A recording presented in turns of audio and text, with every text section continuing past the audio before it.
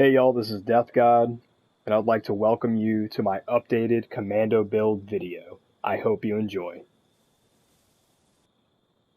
Alright, so we'll start off with some of the things that have changed and some of the things that have stayed the same.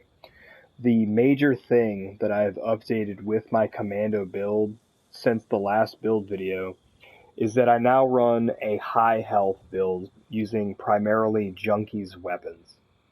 This is due to the damage cap being changed from 190 to 110, which led me to change my outlook from pure damage to hitting or making it so that I hit the 110 cap while maintaining as high a health as possible and survivability as possible. Leading off with strength, we've got Traveling Pharmacy 1. And this is to reduce the weight of the chems, such as Super Stim Packs and Psycho Buff, that you're going to have to carry to really make this build shine. I used to have Strength 3 and Traveling Pharmacy 3, and that would really let you carry a lot of chems. However, I've changed it and reallocated those points of strength into other things because I felt that I didn't need to carry as many chems all at the same time. The highest special stat for this build is Perception. And going on down the line, we've got all of the commandos maxed out. So Master Commando, Commando, Expert Commando, I've got all those maxed out to be able to try to hit that 110 damage cap from as far a range as possible. Tank Killer is great for reducing the amount of damage resistance that your shots have to go up against, and the very important stagger chance. If you can get somebody to stagger, that usually gives you an opportunity to get the kill if you have the right setup. We've also got Concentrated Fire 3. This is my standard setup for when I'm using the VATS a lot. You can switch this off and go to other perks such as Long Shot.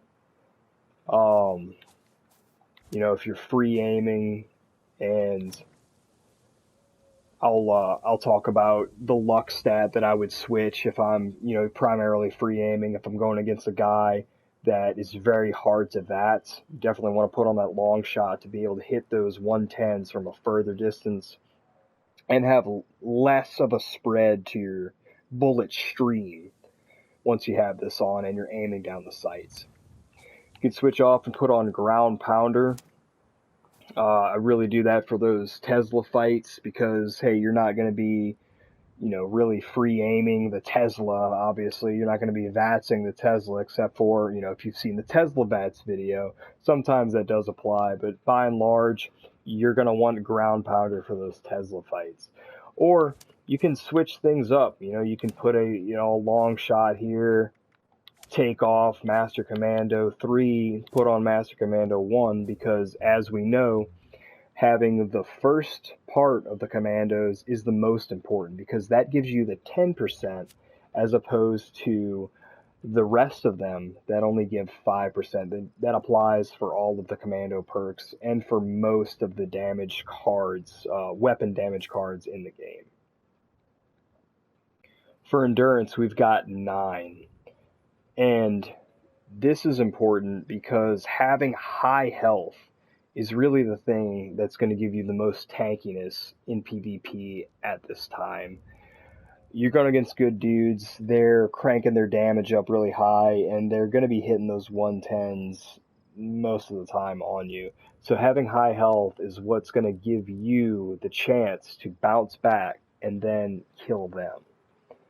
So we've got Life Giver 4. We've got Life Giver maxed out, and that's going to give you 45 to your maximum health at all times.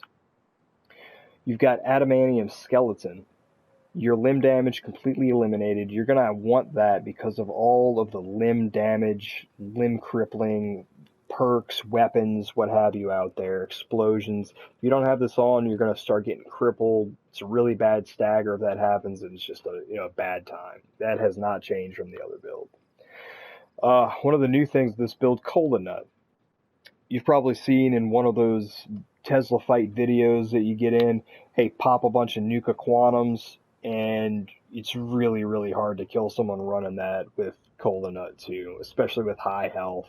It's kind of silly how much it lets you survive, but it's what you have to do to survive those Teslas. Before figuring out or before learning the Cola Nut, whatever tricks, it was really hard to tank those quad Teslas. Now, quad Teslas are really not that much of a problem for the most part. If it's just one dude, you'll still go down if someone's hitting you with a hardcore, bloodied, maybe Junkies Tesla, or if you just got a bunch of dudes lightning hitting you all at once. But those Nuka Quantums is really what's going to save you in those type of fights. Really got to credit Juiced. He's a dude that I run with on Xbox. Whenever I get back on Xbox, really helped me out in learning about how to use the quantums for those type of fights. So thanks, dude. One thing I wanted to mention about Life Giver. Life Giver gives you 45 to your health at all times. We do have over here Rejuvenated. It's a really good perk, and card for card, point-wise, it gives you more health. However, you have to be well-fed or well-hydrated, or, well-fed for the health, well-hydrated for the action point refresh. And you don't have to have that much of your food bar not filled in order to not gain the well-fed bonus. So that is why I do not currently run Rejuvenated, because it's just, you're fighting, you might not notice that you're, not quite full, and then you're not getting that 50 extra HP. It's normally 25. With one perk of Rejuvenated, it's 33, and then with two, Rejuvenated 2, it's a total of plus 50 to your health. So that's why I don't run it, because I like to have things that work all the time, and Life Giver is just a flat 45 to your health. For Charisma, I've got 7 Charisma, so a lot higher than what it was when I had my Bloodied Commando. And a couple reasons for this. One of them is Field Surgeon. So Field Surgeon works great with First Aid, with Born Survivor over here, which we'll get to. It makes those stim packs really work very quickly. And without it, it's hard for your stims to save you from dying. So I consider this a must for any high health build if you want to survive those tough fights. We've got Strange in Numbers if you're running with a team. I'll show at the end of this, when I switch off to get Lone Wanderer on. But if you're running with a team, you should run Strange in Numbers. It'll help everybody, or help your mutations. We got Tenderizer 1, still applies from the last video, 5% more damage. I don't run any more than that because all it is 1 more % of damage. For longer, but it's just 1 more % of damage. Really not that important. But I do like that 1. Tenderizer 1 gives you 5% more damage after the first hit. And we've got Suppressor. I run that Suppressor 3 that really helps in those Tesla fights where, you and another person or a group of people are all Teslaing each other and your lightning's arcing everywhere. Well, your lightning is now making them do 30% less damage. So that, plus your quantums, plus your stim packs, hopefully making you survive and the other guy die. So what I take off for, if I'm by myself, I'll obviously take off Strange Numbers, and then I take off Suppressor for those 1v1 tournaments or any kind of 1v1 situation where you're not in a team. Run Lone Wanderer, and then, you're taking less damage and your AP is replenishing quicker. For Intelligence, I have First Aid 1, and that is the only perk that I have for Intelligence. It helps your stim packs restore more of your lost health. I used to run it Intelligence 3, and I used to run First Aid 3. That was back when I had Traveling Pharmacy 3 as well, when I had 3 strength, before I moved a bunch of points. Moved them mostly to endurance to get Life Giver 4.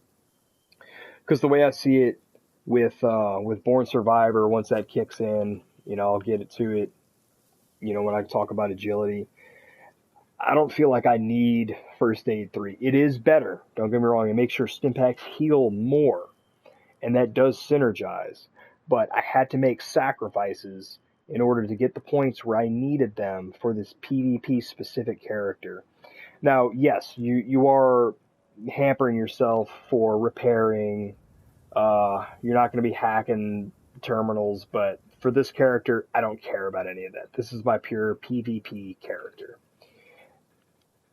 For agility, I'm running 12 agility currently, and it's really funny because everybody used to make fun of people that ran through Hiker, that would have those, quote, food build perks on, such as, cola nut, really anything that's helping you carry more weight.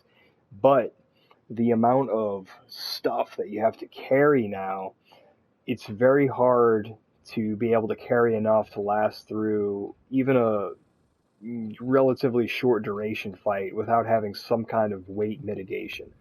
I currently wear a food drink chem reduction chest piece, precisely so I only need to run through Hiker 2.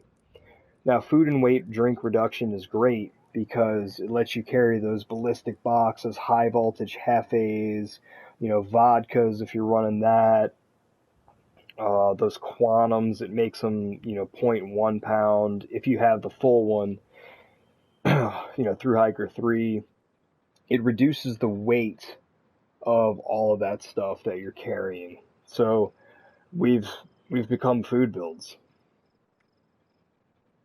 Born Survivor 3, I like that to be, at level 3 because that's going to help save you a lot of the time. You get down past 40%, below 40% health, and that Stimpak is automatically kicking in to bring your health back up. You don't even have to press a button as long as it's within 20 seconds of the last time it was used. This has saved me a lot. It'll help you if you're not getting hammered with a lot of very fast damage. So think if you're getting hit with maybe like a quad Tesla or somebody that doesn't have the perks right or they're kind of far away, this type of stuff, this perk in particular will save you. We've got Sneak 3. This is if I'm running, doing the handmade fight. I'll switch this off for Secret Agent. If I'm running a Tesla fight, something like that, put on Secret Agent, the Stealth Boys last longer. So that's what I would switch off for that. You got Escape Artist that's working with Sneak, helps you be less VATSable. And then, of course, Dodgy. Dodgy is very important to reduce the amount of damage that you take, at the cost of the action points. But hey, if you're running those colas, you can just pop a cola, get your AP back real quick. It's an extremely useful perk card. I would say it's a necessary one. One thing I did want to mention, for those Tesla fights, I'll basically take off Sneak, take off Escape Artist, throw on Secret Agent, and then I'll throw on, where is it? I'll throw on Adrenaline 1. And then I'll usually share Adrenaline 1. So everybody's getting kills, those big group Tesla fights, and it eventually rolls up. You're doing 36% more damage if you're getting those kills really quick, or your buddy that you're sharing it to. So it's going to help you kill a lot quicker in those type of situations.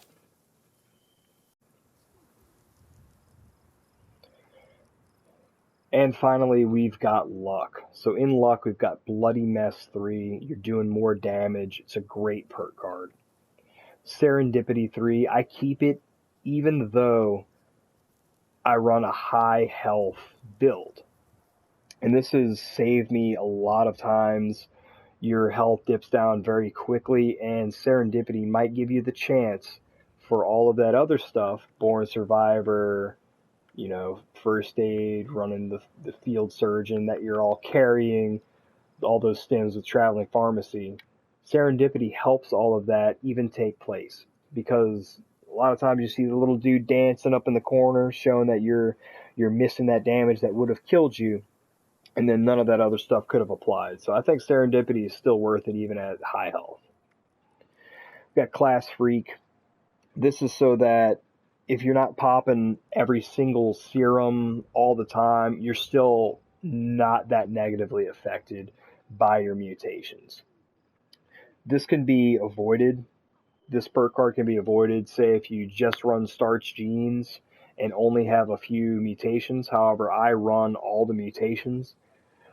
But I don't generally want to pop a serum for every single fight that I'm in. You know, every single serum, that would use all of my resources fairly quickly. So I run Class Freak, and the negatives are generally livable with Class Freak 3 on. We've got Critical Savvy, and that's if I'm primarily trying to VATS. So if I've got, you know, instead of Long Shot, instead of that, you know, I'm running Concentrated Fire, Critical Savvy, you know, you'll be able to hit those crits really quickly. However, I do switch this off.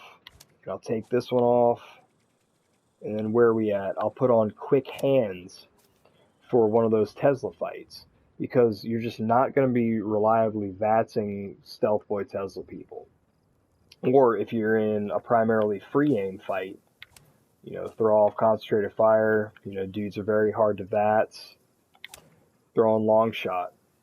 Long Shot, Quick Hands, you might be able to, you know, hit them with 2 magazines of that FFR instead of, you know, just one, and then they stem up again.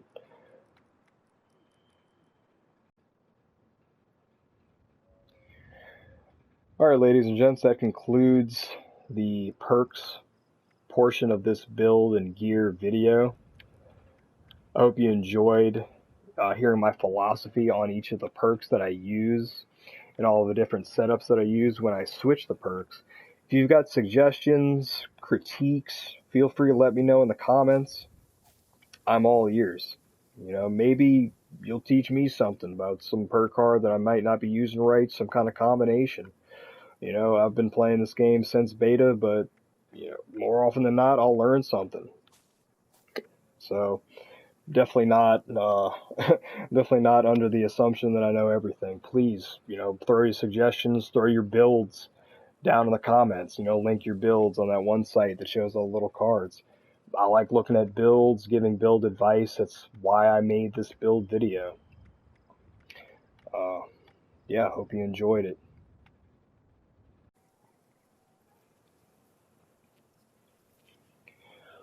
Alright, I'm just going to very quickly go over some of the weapons and armor that I use with my Commando build. So we got right here, that's the Junkies Faster Fire Handmade. It's Junkies Faster Fire and Faster Reload. Very good weapon, and loaded out with the mods that I have. Very little recoil, straight up and down with the compensator. Tweaked receiver gives you maximum damage plus more crit damage. So strangely, same amount of damage as the powerful automatic receiver, but just more crit damage. Don't know why. Stabilized long barrel, stabilized stock. You combine those two, very little recoil. If you have stabilized short barrel, the recoil is nearly non-existent, but the damage drop-off is worse. So with this, the long barrel, you can hit your 110s from further away. Got the Stinging magazine for some more armor penetration, and then Reflex Sight Dot. I don't really aim in first person that much anymore, but that was a very useful sight to have on this thing. Of course, the compensator, as opposed to the suppressor, because when you're aiming, the suppressor makes it bounce around everywhere, but the compensator, it's just straight up and down. It's nice. Plus, there's more range for it. Now, my Junkies Explosive, as a little bit different philosophy, has all of the same mods on it, but a short barrel. This is something I've been, you know, messing around with lately. It seems like there's less of a VATS cost, and there's definitely less recoil aiming down the sight with the short barrel. So I can just hammer somebody with a few explosions, usually get them in a VATS, or just keep up the stream of explosions on somebody in one area, get them to stagger, and just keep on popping them while they can't move. It's, I don't know if I'm going to keep the short barrel, but I've been liking it so far, and it's good in my mind to be able to switch things up and test out different stuff. We've got the Junkies Explosive laser rifle. I really like this weapon because it does quite a bit of damage. Not as much as when I use the Bloodied Explosive on my Bloody build, but a lot of damage and very forgiving aim, to say the least. You can hip fire this thing and just saturate an area full of just explosions. It's pretty nice. It's very fun. And we've got the Junkies Faster Fire Rate Tesla for those Tesla fights. It allows me to do a lot of damage if I can pump the full 15 rounds into somebody. Usually they're going down unless they're like really quantumed up and really have a good build and high health. This does a lot more punch than a quad at the cost of obviously having to reload a lot more.